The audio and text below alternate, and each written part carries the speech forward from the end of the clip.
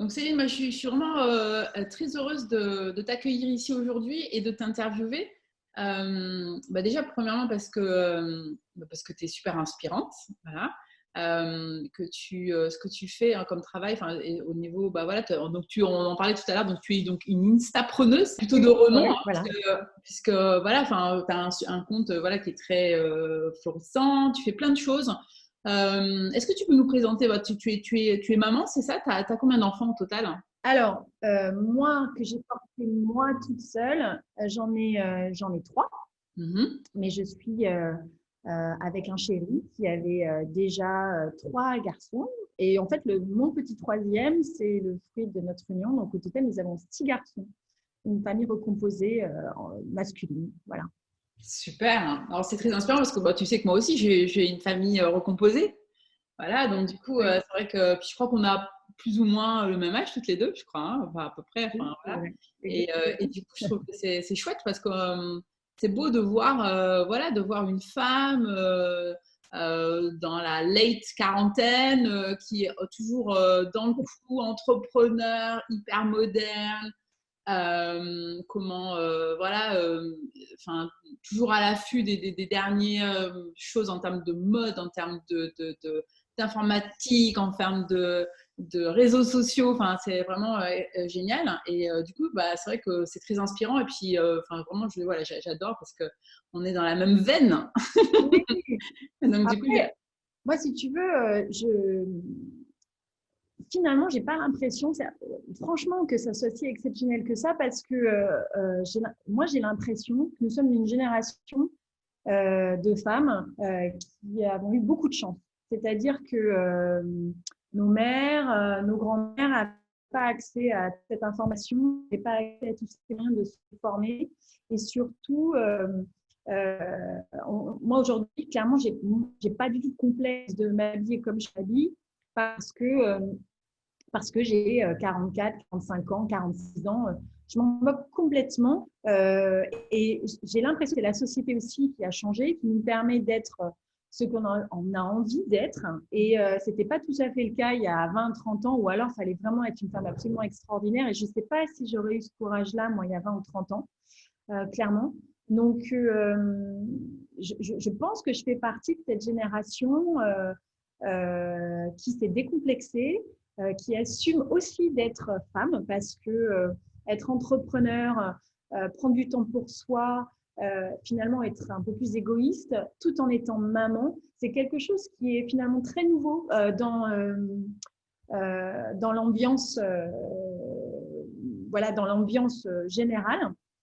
Et je trouve que c'est une grande, grande chance. Tu es moins jugé, tu n'es même d'ailleurs plus jugé parfois, et voire même tout le contraire, tu peux même créer de l'inspiration pour des personnes. En tout cas, moi, je suis moi-même très inspirée de plein de personnes et je pense que c'est ça qui fait la force de cette génération-là. Voilà. Je ne sais pas si je suis claire, mais si, si, mais tout à fait. Et je te rejoins et je trouve que c'est vraiment, vraiment intéressant parce qu'effectivement, on a beaucoup de chance parce qu'on a beaucoup plus de liberté. carrément. Carrément.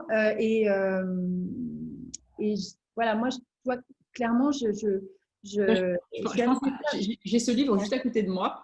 Oui. Oh, Et waouh. tu connais, il s'appelle Les Non. culottés. Ouais, non, je connais pas du tout. Ben, en fait, c'est ça. Moi, ça me fait penser à ça. C'est les culottés des femmes qui ne font que ce qu'elles veulent. Et en fait, ça parle, enfin, c'est une BD et, euh, et cette BD, elle est vraiment très inspirante parce que elle parle que voilà, de ces femmes qui ont décidé de vivre leur liberté. Je pense à ça en fait en t'entendant. Tu vois, c'est juste à Ah, côté de ma table de salon. je vais foncer chez mon libraire préféré. Ah, non, mais elle est Il est vraiment, très beau, en plus, il est très épais. oui, oui, c'est très épais. C'est une de mes, c'est ma belle-sœur qui m'a offert ça, que tu connais d'ailleurs. Donc d'ailleurs, voilà, donc on se connaît toutes les deux par le biais de plein d'endroits. On se connaît par le biais des réseaux sociaux, par le biais notamment de Nelly de De Nelly de soin de soi, Soins de exactement. Soi, voilà. Oui, Et puis aussi par le biais de Lean In, qui est une oui, association dans laquelle tu étais intervenue, toi aussi, dont tu fais partie. oui. Et du coup, je te suis régulièrement. Donc, est-ce que tu peux m'expliquer quelle a été ta vision au départ quand tu as commencé ce compte Instagram? Enfin, d'où tu viens? C'est quoi ton Alors, parcours? Alors, c'est très rigolo parce qu'en fait, au départ, j'avais pas, de façon très ironique, j'avais pas compris au début Instagram. Et si tu veux, tout ce que font aujourd'hui beaucoup d'Instagrammeuses, je le faisais quand mes enfants étaient tout petits sur Facebook. C'est-à-dire que je prenais beaucoup de photos parce que la photo, c'est quelque chose qui me suit depuis que j'ai 8 ans. Donc, je m'amusais, on faisait des petites vidéos avec mes enfants, je faisais mes premiers gâteaux. Et quand Instagram est né, je ne l'ai pas vu parce que j'étais maman, je travaillais beaucoup, j'avais plein de préoccupations et je m'en étais pas rendu compte. Et en fait, c'est quand j'ai monté une société qui était une société d'événementiel pour enfants qui s'appelait Plume et Caramel, qui était l'idée de créer des événements autour de l'enfance pour des grandes entreprises et faire passer des messages positifs auprès de la clientèle, que j'avais créé ce compte Instagram. Et puis pour différentes raisons, et surtout parce que la personne avec qui j'avais monté ce business avait dû arrêter, Plume et Caramel s'est arrêté. Mais moi, j'avais trouvé plutôt sympa le système d'Instagram et j'ai continué, mais plus pour une sorte d'hygiène créative pour me faire du bien, parce que pour moi, créer me permet de souffler, me concentrer sur quelque chose, d'oublier le reste, ça m'équilibre. Et au début, parce que ma vie était vraiment une vie de maman, j'ai montré ce que je faisais, c'est-à-dire que clairement, j'aurais pu faire de la poterie parce que j'adore ça, ou j'aurais pu faire de la couture, mais ce que je faisais, c'était des gâteaux parce que mes enfants mangeaient des gâteaux. Donc, j'ai commencé à m'amuser beaucoup avec la photographie, la pâtisserie, et plus que la pâtisserie, mais c'est vrai qu'il y avait beaucoup de gâteaux. Et petit à petit, le compte s'est mis à évoluer. Et un jour, j'ai posté, parce qu'il n'y avait aucune photo de moi au début, et un jour, j'ai posté une photo de l'arrière, enfin de… Behind the scenes, comme on dit en anglais. Exactement, behind the scenes. Et ça a énormément créé d'engouement. Et je me suis dit, mais finalement, avec beaucoup de questions, les filles qui me disaient, mais finalement, on te voit, raconte-nous. Et je me suis dit que c'était plutôt rigolo. C'est comme ça que petit à petit, j'ai commencé à plus me mettre en avant. Et petit à petit, j'ai commencé à avoir quelques marques de prêt-à-porter qui m'ont contactée tout naturellement. Alors, il y avait un peu de tout, y compris de la lingerie. Je ne me sentais pas tout à fait prête de poser en lingerie. Mais voilà, tout un tas de marques qui m'ont contactée. J'ai choisi celle qui me ressemblait le plus. Et au début, tu prends ça comme quelque chose d'assez rigolo parce que à 40 ans passés, qu'on puisse t'envoyer des vêtements, je trouvais ça hyper bien. Et puis, C'est rafraîchissant. c'était rafraîchissant et c'était plutôt chouette. Et en fait, moi, parallèlement à ça, j'avais monté une start-up, on crée une application numérique et j'observe un peu tout. Je vois la mode également. Moi, j'adore les vêtements. J'adore surtout la sensation du vêtement, le fait de se faire plaisir, la relation au corps, à la peau. Et je me suis dit qu'il y avait quelque chose à faire. Voilà. J'ai commencé à réfléchir à tout ça. Et Instagram, en fait, a été complètement porteur. Ça a été vraiment le nid de Plume. Et c'est grâce d'ailleurs à Instagram que j'ai rencontré Élise Durand, qui est mon associée, et qui m'a contactée directement via Insta lorsque j'ai annoncé que je voulais lancer la marque. Et voilà, donc Instagram est vraiment pour moi un outil qui me permet de garder de l'inspiration parce que j'observe énormément de personnes hyper inspirantes. J'essaie de contrecarrer l'algorithme en essayant d'aller chercher d'autres choses que ce qu'il me propose. Voilà. Après, mais je suis quelqu'un qui a beaucoup de convictions, qui peut parfois même être un peu grande gueule, entre guillemets. Mais mon Insta, je souhaite que ce soit, pour le moment, en tout cas, un endroit où je m'y sens bien, où j'y apporte que des bonnes ondes. Et surtout dans lequel chaque poste aura été vraiment un poste que j'aurais réfléchi. Voilà, ma spontanéité vient un petit peu plus dans les stories. Ça, c'est vraiment fabuleux. Voilà, j'aime bien prendre le temps de prendre la photo avec un bon appareil et de réfléchir à cette photo ou alors de ne poster que des choses que je trouve jolies. Voilà. Donc, c'est très inspirant parce que moi, personnellement, tu vois, alors j'ai tout ce qui, tout ce qui est, on va dire, mode, ça n'a jamais été du tout. Moi, j'ai pas du tout grandi dans une famille, et puis même, je me suis jamais vraiment trop intéressée à ça. Donc, je suis toujours admirative des nanas qui sont toujours super bien sapées. En plus, j'ai un corps qui est un peu, voilà, qui est très féminin. Donc, du coup, par rapport au standard de la mode, je suis pas du tout dans le standard de la mode. Donc, du coup, c'est vrai que j'avoue que pour moi, c'est un peu comme si c'était un monde complètement que je découvre et qui est complètement à part. Moi, je suis plus inspirée par la décoration. Donc, c'est vrai qu'Instagram, pour ça, je trouve que c'est extraordinaire parce que tu as vraiment plein d'images. Moi, j'ai grandi dans l'art, dans le tableau, tu vois. Enfin, j'avais un grand-père artiste peintre. Enfin, voilà. Donc, moi, c'est plutôt tout ce qui est déco. Enfin, j'adore. Et puis, bien sûr, le voyage. Donc, c'est vrai qu'Instagram, pour ça, c'est magnifique et c'est fabuleux parce que des fois, tu te dis, waouh, c'est assez impressionnant. Et je suis toujours admirative de voir voilà, ces personnes qui deviennent finalement des entrepreneurs par le biais de ce média, en fait, hein, quelque part. Et du coup, aujourd'hui, tu as créé donc une marque, si j'ai bien compris.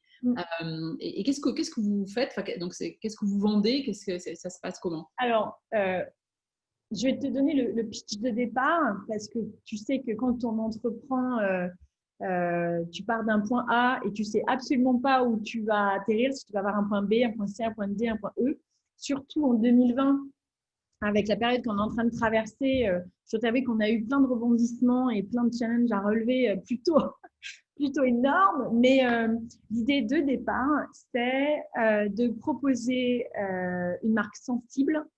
Donc, qui travaille vraiment autour des sens, mais de ne pas proposer uniquement que du prêt-à-porter, proposer vraiment un univers à la femme, parce que c'est une marque féminine. On n'exclut absolument pas les hommes, hein, mais en tout cas, je travaille vraiment sur le féminin et toutes les sortes de féminin.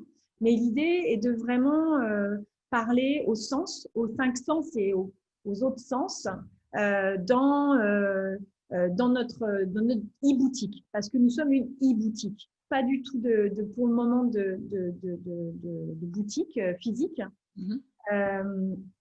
Et donc, d'essayer d'être moins polluant et moins nocif pour la planète en utilisant un business model qui est de travailler uniquement sur la précommande. D'accord? Donc, on fait réaliser un prototype, un premier vêtement, d'accord? Et ce vêtement va être utilisé pour faire nos shootings. Donc, l'idée est, encore une fois, d'avoir une direction artistique chiadée, vraiment de belles images, de travailler aussi avec différents types de personnalités, nos modèles, Charlotte. On a vraiment essayé d'avoir de la jeune femme blonde à la femme métisse, évidemment moi qui ai plus de 40 ans, donc d'essayer de rassembler. On souhaitait d'ailleurs faire des photos avec plus de femmes, mais confinement oblige, pas possible. Mais l'idée, c'est vraiment de créer un univers unique, en tout cas qui nous ressemble, sur Internet. Et donc, on a lancé la première capsule le 1er mars 2020 avec, donc, à ce moment-là, on avait 4 produits que nous avons fait ensuite confectionner en Inde, en Italie et au Portugal. Ensuite, nous avons ajouté du bijou qui est made in Paris. Nous sommes très fiers, donc artisanal, fait à la main. Et ensuite, des couvertures qui sont également fabriquées de façon artisanale en Espagne et de très, très grande qualité. Donc là, confinement oblige. Problème de confection, parce qu'on a eu énormément de difficultés à sortir notre production cet été, parce que le déconfinement ne se fait pas de la même façon en France qu'à l'étranger. Et par exemple, pour un vêtement, je te donne l'exemple de la jupe en cuir, tu vois, je la porte, elle est là. Pour la jupe en cuir, tu vas avoir le zip, et c'est une société qui confectionne un zip. Tu vas avoir la doublure, le revêtement doré, la peau évidemment, l'étiquette, tout ça, ce sont des prestataires différents et ils n'ont pas déconfiné de la même façon. Donc, ça a été pour nous un énorme challenge Et pour notre partenaire qui est français et qui a ses ateliers audités depuis des années en Inde, ça a été vraiment un casse-tête incroyable. Et s'il m'écoute, Philippe, merci beaucoup parce que vraiment, je pense qu'on s'est arraché les cheveux pour essayer de sortir et surtout livrer nos clientes qui nous ont soutenus jusqu'au bout. 160 clientes et je tiens vraiment à les remercier, qui ne nous ont pas lâchés, qui ont attendu, qui ont accepté tout le retard de livraison que ça a pris parce qu'elles ont commandé en mars, on les a livrées fin juillet, début août. Donc, voilà. Donc, par rapport à ces problèmes de confection, on a décidé d'essayer de proposer quelque chose d'un peu différent, tout en gardant la précommande sur certains produits, comme les bottes, de magnifiques bottes, absolument coup de cœur, dont je suis absolument fan, qui vont sortir le 20 septembre, qui sont confectionnées au Portugal. Mais on va aussi avoir du prêt-à-porter fabriqué en très petite quantité, confectionné en Italie, mais qui seront disponibles sous 15 jours. Donc, l'idée, c'est des petits stocks. Et donc, à chaque fois, c'est ça, on précommande et après, une fois que c'est fabriqué, donc c'est assez intéressant en plus en termes économiques et en termes de business model, parce que du coup, vous n'avez pas de stock, quoi. Donc ça, c'est vraiment... on n'a pas de stock et surtout, on ne surproduit pas. Donc, la surproduction, ça engendre plein de choses. Évidemment, consommation de tissus, donc fabrication de tissus, surproduction. Ensuite, surconfection. Ensuite, surtransport, parce qu'il faut transporter. Ça a un coût, le stockage, en termes de stockage logistique, de façon très concrète, puisqu'on paye le stockage. Donc, ce surcoût, évidemment, est facturé auprès des clientes. Et ça amène aussi un problème pour les marques et pour les clientes de positionnement prix. C'est-à-dire que moi, très clairement, aujourd'hui, on connaît toutes des belles marques françaises qui vendent des robes à 250, 350 euros, prix fort, qui sont des prix très élevés. Et aujourd'hui, moi j'ai des amies avocates, entrepreneurs qui me disent, mais je n'achète jamais plein pot parce que je sais que d'ici 15 jours, 3 semaines, 1 mois, elles vont être dégriffées à 15, 20, 30, 40%. Et moi, aujourd'hui, je ne souhaite pas clairement payer le prix fort. Donc, finalement, tout le surcoût que la surproduction amène est impacté sur le prix et tout le monde est perdant. Donc, nous, on s'est dit qu'on allait proposer quelque chose de différent. On travaille sur du stock de tissu. Donc, si le tissu est disponible, on l'utilise. Mais, ou sinon, on essaie de travailler sur des tissus qui sont facilement, qui sont rapidement disponibles. Voilà. Donc, du coup, ça veut dire qu'aussi, donc, en termes de prix, vous allez proposer des choses qui seront beaux, donc on va dire bon entre guillemets pour la planète, puisqu'on est quand même dans une démarche. Et en plus, en termes économiquement, ce sera quand même, bien sûr, vous allez gagner votre vie, ce qui est tout à fait normal, mais tout le monde va s'y retrouver, en fait, c'est ça? Oui. Et le gros challenge, ça reste quand même parce que là, on est vraiment sur la partie business. Le grand challenge pour nous, c'est de pouvoir à la fois proposer un prix qui soit pour nous le bon prix. Ouais, juste. Juste. Et en même temps, si tu veux, la grosse difficulté dans le prêt-à-porter, c'est que les prix sont intéressants à partir du moment où tu fais du volume, ce qui se comprend. Ah oui. Mais ça, la cliente en face, elle ne le comprend pas. C'est-à-dire que aujourd'hui, tu ne peux pas annoncer difficilement qu'une robe, c'est pour ça que c'est très compliqué aujourd'hui ce Made in France. Si quelqu'un m'écoute et souhaite travailler avec nous pour Made in France, contactez-nous, on sera très heureux de discuter avec vous. Mais aujourd'hui, une robe Made in France avec un tissu Made in France, si en plus on veut qu'il soit écotex, la robe ne sortira pas à moins de 250 euros. Et aujourd'hui, je connais très peu de personnes capables de s'habiller sur des tarifs de ce type-là. Donc, clairement… Ou alors, elle a une toute petite garde-robe. Voilà, exactement. Voilà.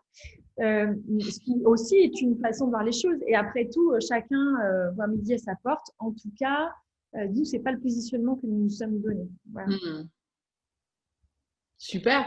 Et donc, c'est quoi ta journée type? Parce que alors j'imagine donc 6 enfants, ils sont peut-être pas là tout le temps, je suppose. Donc ça se passe comment une journée type chez Céline?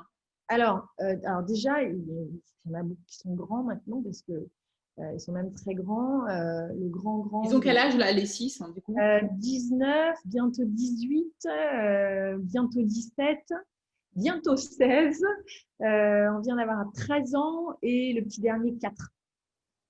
Voilà, donc du coup, c'est vrai qu'ils sont quand même assez autonomes. Le plus grand d'ailleurs n'est plus à la maison. J'en ai un qui est parti, moi, cette année en internat pour faire son rêve. Donc, une partie de la lycée qui nécessitait qu'il soit plus à la maison. C'est un véritable déchirement pour moi. Mais très, très Il fait du heureuse. sport peut-être, c'est ça? Comment? Il fait du sport peut-être? Non, alors non. Il y en a un autre qui pourrait partir dans cette voie-là, mais non, non, non, il fait de la cuisine-pâtisserie. Voilà. Dis donc, c'est super. Ouais, voilà, il a toujours rêvé de faire ça depuis qu'il est tout petit et je suis tellement contente qu'il ait été choisi dans le lycée qu'il souhaitait, le lycée de Gascogne à Talence, qui est très réputé. J'en suis très fière. Donc voilà, les garçons sont très autonomes, les grands en tout cas. Donc c'est vrai que le Ce matin, sont tes enfants, les grands, ou ce sont ceux de ton mari? en fait, on alterne. Un. C'est vraiment très rigolo et c'est ce qui a permis aussi qu'en termes de recomposition, ça a vraiment fonctionné. Le matin, je les réveille. Je le réveillais parce que depuis cette année, je les réveille plus, donc chacun leur réveille. Mais j'aimais bien aller les réveiller chacun leur tour. C'était un grand rituel parce qu'ils étaient nombreux à une époque. Et puis, c'est surtout le petit dernier, comme voilà, très important pour moi qu'on partage tous ensemble au moins le petit déjeuner. Ensuite, on dépose Com à la maternelle et direction le travail. Avec Élise, on se briefe tout de suite sur les tâches de la journée. On est assez complémentaires, mais en tant que start-up, tu es bien obligé de toucher un peu à tout. Vous travaillez à distance? Le confinement nous a fait travailler beaucoup, beaucoup à distance. Mais non, c'est vrai qu'on essaie quand même d'être en présentiel un maximum parce que comme justement les tâches sont multiples et variées, il est nécessaire de prendre des décisions assez rapidement.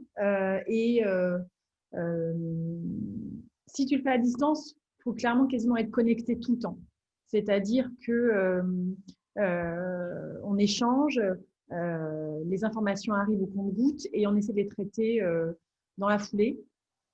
Voilà, donc on a 98% de notre temps dans notre coworking. Ouais. Vous travaillez où dans un coworking? Alors, on est au coworking chez Arvez, qui était au départ rue Tastet dans Bordeaux et maintenant qui est 61 Place des Martyrs. C'est un hôtel particulier qui est situé Place des Martyrs qui finit d'être rénové. Alors, ça fait partie de mes projets, mais j'étais consultante sur toute la partie architecture d'intérieur et décoration. Donc, voilà, ça fait partie de mes nombreuses activités et je suis d'ailleurs en plein dedans. Je suis trop contente, ça va absolument être magnifique. C'est un bâtiment qui a toute une partie art déco qui est absolument sublime. On a fait faire de la mosaïque sur mesure, les vitraux. On a découvert des vitraux qui étaient cachés sous du plâtre, qu'on a fait restaurer par des experts. Ouais, non, je suis impatiente. En fait, tu as plus d'une corde à ton arc, si j'entends bien, parce que alors on est donc tu as dit instapreneuse, créatrice de start-up, décoratrice d'intérieur, créatrice de mode. Non mais c'est dingue. Voilà, c'est pour ça que je ne me plains pas de mes journées. Maman. C'est vrai que mes journées sont bien remplies. Mais en même temps, c'est ce que j'adore. Voilà, c'est ce que Tu serais pas un peu zèbre par hasard, toi? Peut-être. J'ai un de mes garçons qui est zèbre. Mais ah bah voilà. Ah bah voilà. Parfois, j'ai la mémoire qui flanche en ce moment, donc il doit y avoir un peu de fatigue. Et le rosé de cet été, il est peut-être pour quelque chose aussi. Mais le zèbre aime le léger surmenage. Voilà, c'est ça. C'est ça. Mais bon, heureusement, Élise est là pour apaiser tout ça. Voilà. Donc, Élise, elle, c'est ton associée, c'est ça? Oui, tout à fait, tout à fait. Élise qui m'a contactée par Instagram. Alors non, non, je reviens même encore un peu en arrière parce que l'histoire est encore plus rigolote et c'est vraiment une histoire Instagram incroyable. Et j'aime bien raconter l'anecdote. J'ai rencontré Clémentine Sarlat, qui est une très grosse Instagrammeuse qui surtout a un podcast incroyable qui s'appelle La Matrescence. J'ai rencontré Clémentine lors d'une Good Mood Class de Sophie Trem, qui est aussi une très grande Instagrammeuse, qui d'ailleurs, je lui fais sa pub, mais elle n'en a pas besoin, il vient de relancer une édition, vient de sortir son livre The Good Mood Class, et Albin Michel relance une nouvelle édition tellement ça cartonne, donc je voulais la féliciter, bravo Sophie. Donc on s'était rencontrés lors d'une Good Mood Class. Lors d'une quoi? Alors, Sophie, explique-moi, parce que moi, là you're talking Chinese to me. Alors, vas-y, alors, tout ça. La Good Mood Class, si tu veux, Sophie était Good Mood Chief Officer chez Quant. Mm-hmm. Et elle a vraiment créé une méthodologie pour se sentir bien, être heureux. Elle propose d'ailleurs des prestations en entreprise ou privée.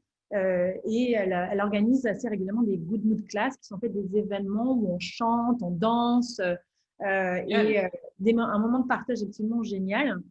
Et on s'était rencontrés avec Clémentine qui est aussi présentatrice télé lors d'une de ces Good Mood Class. Et Clémentine qui entend parler de ma vie de recomposition et dont le podcast tourne vraiment autour de la maternité, de la famille, me dit mais il faut absolument qu'on fasse un épisode autour de la recomposition. Et on a enregistré cet épisode qui, a priori, a énormément de succès parce que la recomposition est un vrai phénomène de société et très peu de littérature dessus. Et d'ailleurs, moi, j'ai reçu énormément de messages de personnes qui étaient tellement contentes d'avoir une expérience à entendre et de voir qu'ils n'étaient pas seuls à vivre parfois et souvent certaines complications dans la recomposition. C'est un vrai sujet et j'en parle régulièrement avec une de mes meilleures amies qui est d'ailleurs mon témoin de mariage. Et on parle souvent notamment de la place de la belle-mère parce que c'est vrai que et c'est vrai que ça c'est un vrai sujet. Ça, ouais. tout à fait. C'est compliqué et je lui donnais mes 2-3 tips voilà. Et en fait, il se trouve que Élise est aussi en recomposition. Ils ont même fait mieux parce qu'à eux deux, il y a 8 enfants. Donc, 8 enfants, waouh! Ah oui, ils nous ont battus à plat de couture. On fait petit, nous, avec 4 enfants seulement. Comment? Oui, voilà. Nous, on fait petit avec 4. Exactement, exactement. Et en fait, elle a écouté le podcast. Et en écoutant le podcast, elle s'est mise à me suivre sur Instagram. Et c'est tout naturellement, puisque ayant travaillé plus de 10 ans dans le prêt-à-porter, lorsque j'ai annoncé que je voulais lancer Plume, et elle vivant sur Bordeaux, elle a pris contact directement avec moi l'année dernière. Donc voilà, ça s'est fait comme ça. C'est une véritable rencontre Instagram de A à Z. Génial, hein. Bravo en tous les cas parce que c'est magnifique de voir que, oui, comment ce média finalement t'a aidé dans beaucoup de choses, hein, Ouais. à la fois dans ton essor, et puis dans tes rencontres. Donc c'est vrai que c'est beau. Et c'est vrai qu'on sent qu'il y a quand même un espèce d'état d'esprit quand même autour d'Instagram. Hein. C'est assez fou. Hein. Alors après, je ne sais pas du tout, je pense que chacun utilise cet outil comme il l'entend. En tout cas, nous, c'est une grande force aujourd'hui.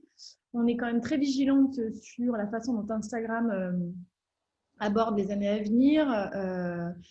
Pas mal de tests sont faits à l'international dans certains pays sur la création carrément de boutiques. Parce que maintenant, tu as une boutique Insta, mais ils veulent aller même plus loin. On parle d'Instagram, mais finalement, en termes d'acquisition client, c'est quand même Facebook qui est le plus fort.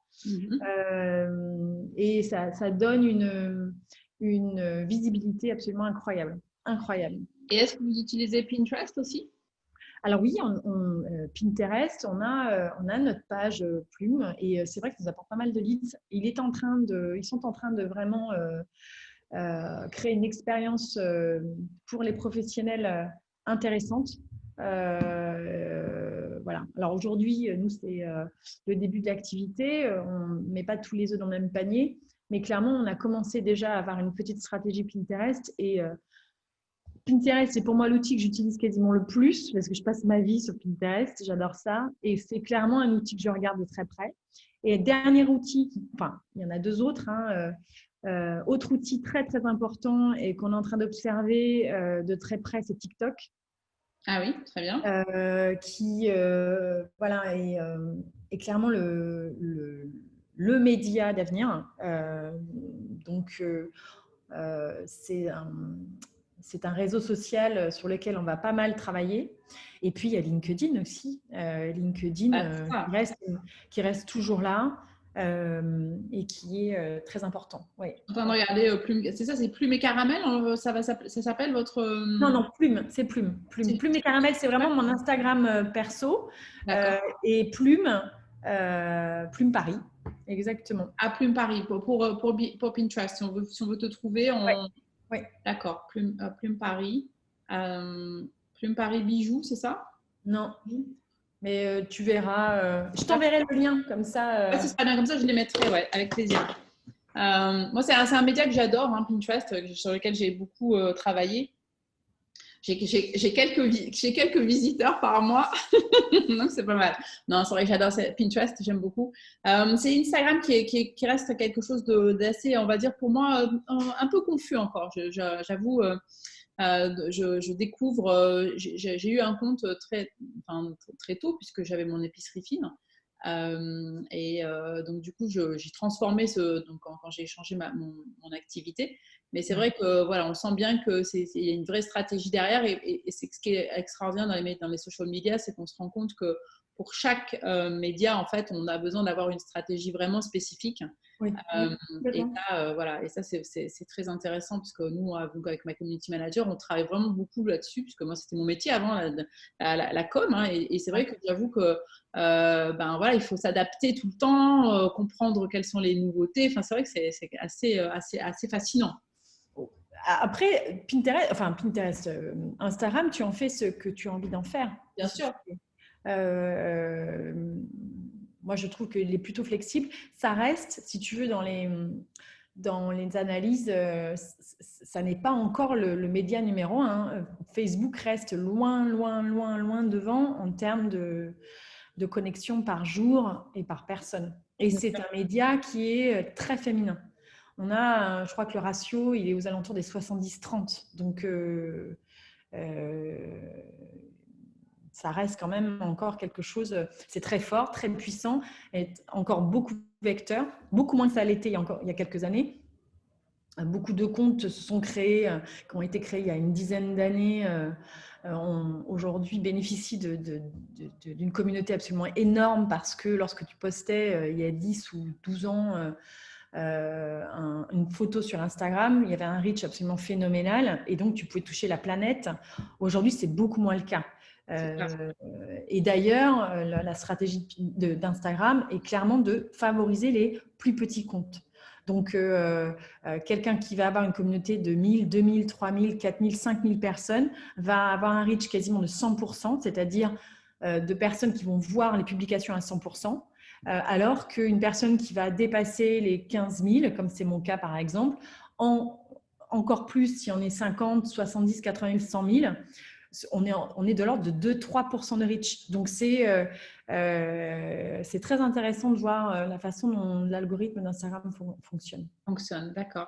Donc, du coup, j'ai vu aussi que quand même, moi, tu t'intéresses beaucoup donc à l'alimentation. Et notamment à l'alimentation, parce que bon, c'est partie des choses aussi que moi, en tant que coach, hein, que j'aime bien avoir une approche très holistique. Hein, je suis business coach, mais c'est vrai que j'aime parler, finalement, j'aime parler aux gens de tout, et de ce qu'on appelle la roue de la vie, hein, parce qu'effectivement, le business, c'est une chose, mais après, si on n'est pas bien dans le reste, hein, on a beau essayer de faire tout ce qu'on veut, ça sera être un peu compliqué. Et donc, du coup, c'est vrai que moi, l'alimentation, c'est vraiment quelque chose qui est au cœur, on va dire, de ma vie. Et donc, j'aimerais savoir quels sont tes secrets. Alors, qu'est-ce que vous mangez au petit déjeuner le matin, là, toute cette petite famille, là, comme tu dis, le petit déjeuner, c'est hyper important. Donc, c'est Oui. quoi et comment, c'est quoi votre alimentation? Voilà, qu'est-ce Alors, que… c'est très varié et ça dépend des enfants. Ah, Oui, parce que ça reste quand même beaucoup d'ados voilà, tu proposes des choses et c'est quand même eux qui disposent malgré tout. Nous, c'est vrai que la tartine est quand même très importante et avec du beurre salé. C'est un gras qui est un bon gras et évidemment, il ne faut pas en mettre des tonnes, mais c'est très très important dans l'alimentation de le garder. Moi, je suis avec le matin quand je suis pressée, c'est-à-dire la semaine. On est vraiment sur du pain complet ou du pain noir, voilà, le pain noir que je vais griller, ou alors des petits grillés complets bio que je vais acheter, voilà, avec toujours un petit peu de beurre et une confiture. Ça reste une confiture, mais avec un petit peu moins de sucre, mais je souhaite quand même garder l'esprit confiture parce que je ne supprime absolument pas le sucre. C'est la sorte de sucre qui est pour moi importante, mais le sucre blanc, j'essaie d'éviter, mais tout ce qui va être sucre complet ou les différents dérivés du sucre m'intéressent et sont très importants pour la santé. Donc, voilà. Et puis, il y a toujours quelques petits fruits sur la table, donc les enfants picorent. Donc ensuite, ça dépend vraiment des enfants. On va de la brioche grillée aux céréales. Alors, il y a les céréales bio pour certains, parce qu'ils ne veulent pas déroger de leurs céréales bio, et d'autres qui sont accrochés à mon grand désespoir au Kellogg's. Donc ça, c'est vraiment la catastrophe. Et ensuite, il y a le week-end. oh, si ça peut te rassurer, moi j'en ai un, il ne mange que des trésors. Donc, Ah bah voilà, c'est exactement ça, c'est Trésor, la boîte bleue s'il te plaît. Bon, voilà, après, c'est pas très grave, je pense que je suis absolument pas une ayatollah de il faut être l'alimentation. adaptable, comme on dit en anglais. Exactement, You gotta be exactement. adaptable. Voilà. Et ensuite, il y a le week-end. Et le week-end, là, on prend plus le temps. Il m'arrive assez souvent de faire des pancakes. Il m'arrive assez souvent de proposer des yaourts, des fruits, on aime aussi les croissants, mais les bons croissants qu'on va aller dénicher. Toujours du jus de fruits frais, ça c'est important. Voilà, donc pour moi le petit déjeuner est vital. Et puis on aime bien les brunchs aussi. Donc ça, si on peut avoir un petit œuf et se faire plaisir, on le fait aussi. Moi, je suis hyper fan d'un muffin anglais avec asperges, œufs pochés. Yum, yum, yum. J'adore, j'adore. Voilà, trop, trop bon. Et puis voilà, après, il faut surtout se faire plaisir. Moi, le plus important, c'est se faire plaisir. Si je peux y mettre et surtout me faire une belle assiette, présenter une jolie table, je le fais. Mais je ne me mets pas de pression là-dessus. Bien. C'est vraiment à l'instinct, à l'envie et surtout ne pas trop manger. Parce que finalement, ce n'est pas ce que tu manges. Évidemment, ce que tu manges est important. Mais tu peux te faire plaisir, il faut se faire plaisir. Mais tout est une question de quantité en fait. Et moi, je suis la première parfois à dire, mais est-ce que c'était vraiment nécessaire, la troisième ou quatrième tartine? C'était peut-être pas nécessaire. Et voilà, c'est simplement une question de quantité. En termes d'intendance, ça doit être quelque chose parce qu'alors, avec 6 enfants, waouh! Alors, comme je te dis, le plus grand de David est plus à la maison, ou assez rarement. Donc, il en reste vraiment que 5, entre guillemets, en alternance. Mais c'est vrai qu'en termes d'intendance, au début, ça a été un peu compliqué à gérer parce que de 2 enfants où tu es déjà quand même assez prise en termes d'intendance, d'un seul coup, les lessives deviennent énormissimes. Alors nous, on a la chance d'avoir un espace buanderie assez important, mais je dois t'avouer qu'on a juste investi dans 2 machines à laver et 2 sèche-linges.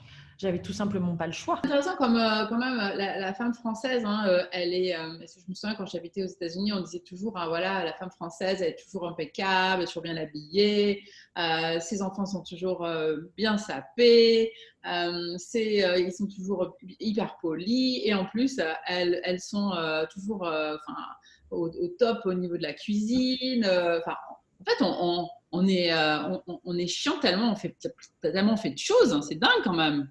Oui, alors après, tu vois, c'est pas tout à fait vrai parce que je dois t'avouer que les garçons ne partent pas toujours habillés absolument à mon goût. Et d'ailleurs, jamais. Là, clairement, dans les En dernières fait, années, voilà. Et tant mieux parce que j'ai envie qu'ils créent et qu'ils s'habillent comme ils ont envie de s'habiller. Clairement, ma cuisine n'est pas de la grande cuisine tous les jours. Vraiment, je t'assure, parce que j'ai tout simplement pas le temps. Et la maison, c'est pareil, j'ai abandonné qu'elle soit impeccable, mais depuis très longtemps. C'est-à-dire qu'il faut savoir se donner des challenges raisonnables et raisonnés. Et aujourd'hui, mon combat, ce n'est pas celui-ci. Je n'ai pas envie d'avoir un combat, clairement, parce que j'ai une dose d'énergie qui est une dose. Voilà. Et elle n'est pas extensible. Et cette énergie-là, j'ai décidé de ne pas la consacrer à avoir une maison impeccable. du coup, justement, où est-ce que tu la puisses ton énergie tu vas la récupérer où en fait quand tu en as besoin justement? C'est quoi ton petit truc? La créativité. La créativité et dès que je peux, j'aime m'échapper dans la nature, aller au bord de la mer. Tu vas souvent hein, au bord de la Ouais, mer. Hein. ouais, c'est vraiment, l'océan m'apporte beaucoup. C'est une grande chance d'habiter au bord de l'océan. J'adore plonger les pieds dans le sable. C'est quelque chose qui me fait énormément de bien. J'aime le soleil, mais j'aime aussi les paysages d'automne et d'hiver. J'aime vraiment avoir le vent sur moi.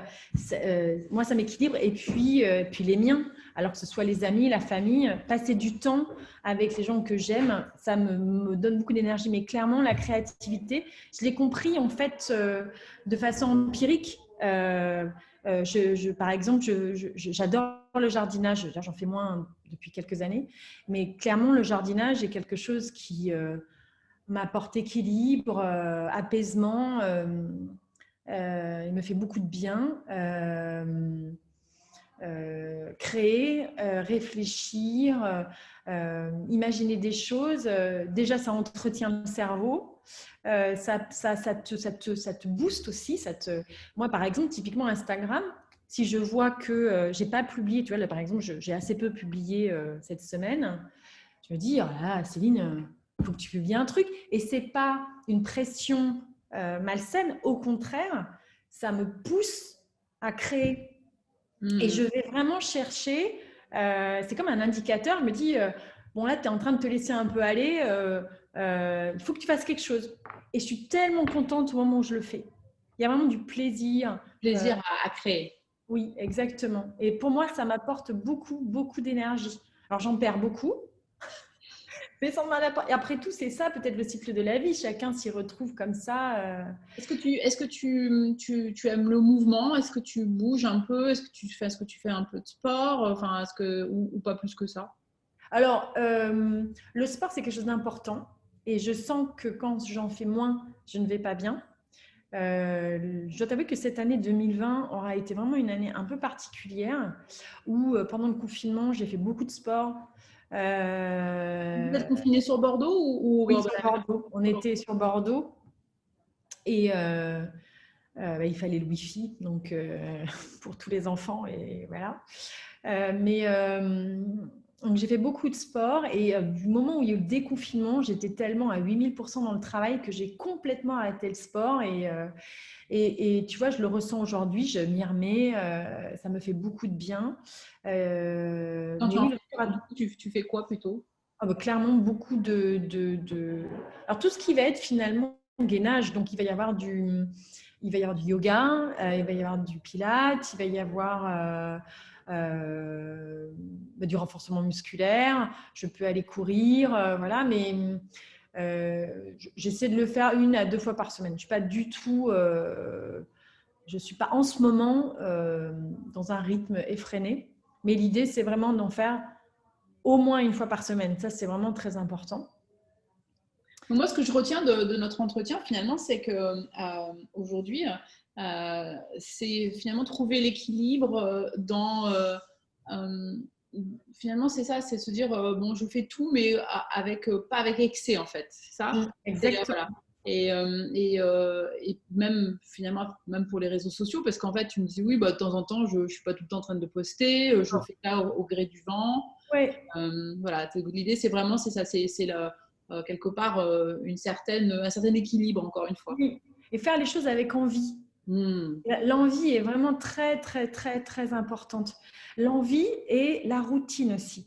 Très rigolo parce qu'on a… C'est bon, la routine, hein. Mais en fait, la routine, elle a quelque chose d'équilibrant. Alors, l'idée, c'est pas d'avoir une routine qui nous contraigne. C'est d'essayer de se créer une routine. Alors, regarde, je te donne un exemple. Mes cheveux, j'ai des cheveux longs. J'ai attendu quasiment 30 ans pour les détacher. Alors, tu vois, c'est un mauvais exemple. Aujourd'hui, ils sont attachés. Mais j'ai attendu quasiment 30 ans, même plus que 30 ans, pour les détacher, pour des raisons de confiance, etc. Mais j'ai, à partir de 32-33 ans, pris la routine de faire un brushing 2 fois par semaine.